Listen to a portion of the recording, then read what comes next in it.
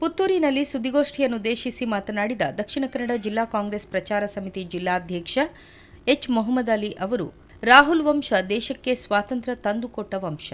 ಅವರ ವಿರುದ್ಧ ಹೇಳಿಕೆ ನೀಡುವವರು ರಾಹುಲ್ ಗಾಂಧಿಯ ಕಾಲ್ನಡಿಯ ಧೂಳಿಗೆ ಸಮ. ಯಶ್ಪಾಲ್ ಅವರಿಗೆ ದಮ್ಮಿದ್ರೆ ಕಾಂಗ್ರೆಸ್ ಪಕ್ಷದ ಒಬ್ಬ ಕಾರ್ಯಕರ್ತನನ್ನ ಮುಟ್ಟಿ ನೋಡಲಿ ಎಂದು ಸವಾಲೆಸೆದರು.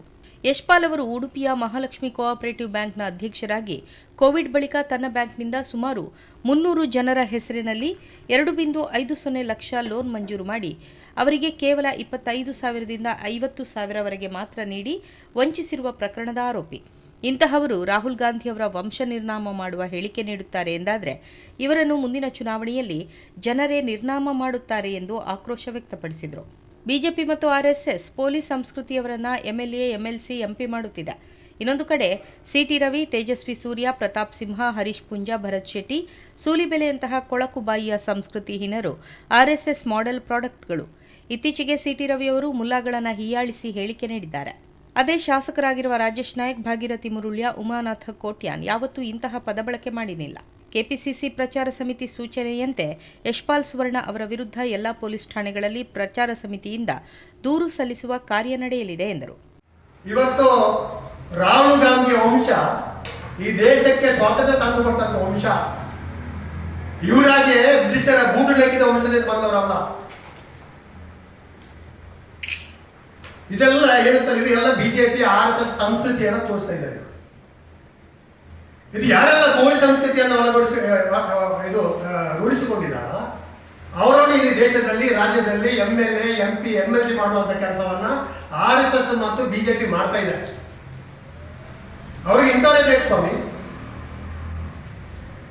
ಯಶ್ಪಾಲ್ ಸುವರ್ಣ ನಾನು ಇಲ್ಲಿ ಸಾಲ್ವ್ ಆಗ್ತಾ ಇದ್ದೇನೆ.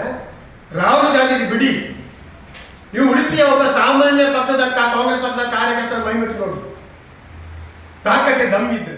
ಪುತ್ತೂರು ವಿಧಾನಸಭಾ ಕ್ಷೇತ್ರ ಪ್ರಚಾರ ಸಮಿತಿ ಅಧ್ಯಕ್ಷ ಡಾ ರಾಜಾರಾಮ್ ಮಾತನಾಡಿ, ರಾಮನ ಭಕ್ತರಾದವರು ರಾಮನ ಆದರ್ಶವನ್ನ ಪಾಲಿಸಬೇಕು. ಅದು ಯಾವುದನ್ನು ಪಾಲಿಸದೆ ದ್ವೇಷ ರಾಜಕಾರಣವನ್ನ ಬಿಜೆಪಿ ಮಾಡುತ್ತಿದೆ ಎಂದು ಆರೋಪಿಸಿದರು. ಪುರುಷೋತ್ತಮ ರಾಮನ ಆದರ್ಶಗಳನ್ನು ಪಾಲಿಸಿ, ಇದು ಇವನ ಆದರ್ಶವು. ಇದು ಆದರ್ಶವು ಏನು ಆ ನಾಲಿಗೆಯಿಂದ ಬರುವಂತ ಶಬ್ದಗಳು ವಂಶವನ್ನು ಧ್ವಂಸ ಮಾಡುವುದು, ಸರ್ವನಾಶ ಮಾಡುವುದು, ಮತ್ತೇನು ಹೇಳ್ತಾರೆ, ಏನೋ ಮೀನಿಗೆ ಆಹಾರ ಕೊಡುವುದಂತೆ. ಇವರು ಮೀನಿಗೆ ಆಹಾರ ಕೊಡುವಷ್ಟು ದೊಡ್ಡ, ಕಡಲಿಗೆ ಆಹಾರ ಮೀನಿಗೆ ಆಹಾರ ಕೊಡ್ಬೇಕಂತಿಲ್ಲ. ನೈಸರ್ಗಿಕವಾಗಿ ಮೀನಿಗೆ ಆಹಾರ ಉಂಟು. ಇವ್ರಿಗೆ ಏನೋ ಇನ್ನು ಕೆಲವೊಮ್ಮೆ ಏನು ಕರ್ಮ ರಿಟರ್ನ್ಸ್ ಅಂತ ಹೇಳ್ತಾರೆ. ಇವರೇ ಮೀನಿಗೆ ಆಹಾರ ಆಗ್ಬೋದು, ಯಾರಿಗೆ ಗೊತ್ತು? ನಾರಿನ ಸಂಗತಿ ಯಾರಿಗೆ ಗೊತ್ತುಂಟು? ಇವನೇ ಸಮುದ್ರ ಮೀನಿಗೆ ಆಹಾರ ಆಗ್ಬೋದು. ಮೀನಿಗೆ ಆಹಾರ ಕೊಡುವಂತ ಅವಶ್ಯಕತೆ ಇಲ್ಲ.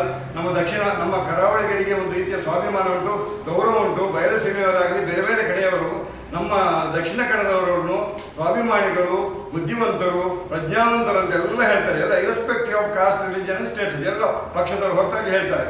ಆದರೆ ಯಶಪಾಲ ಸುವರ್ಣ ಇದಕ್ಕೆ ಅಪವಾದ. ಕೆಪಿಸಿಸಿ ಪ್ರಚಾರ ಸಮಿತಿ ರಾಜ್ಯ ಸಂಯೋಜಕ ಎನ್ ಚಂದ್ರಹಾಸ್ ಶೆಟ್ಟಿ, ಪುತ್ತೂರು ಬ್ಲಾಕ್ ಪ್ರಚಾರ ಸಮಿತಿ ಅಧ್ಯಕ್ಷ ಅಮರನಾಥ್ ಗೌಡ, ಕಡಬ ಬ್ಲಾಕ್ ಪ್ರಚಾರ ಸಮಿತಿ ಅಧ್ಯಕ್ಷ ಯತೀಶ್ ಕುಮಾರ್ ಗೌಡ ಪಾನಡ್ಕ, ಉಪ್ಪಿನಂಗಡಿ ಬ್ಲಾಕ್ ಪ್ರಚಾರ ಸಮಿತಿ ಅಧ್ಯಕ್ಷ ಗಣೇಶ್ ರಾಜ್ ಬಿಳಿಯೂರು ಉಪಸ್ಥಿತರಿದ್ದರು.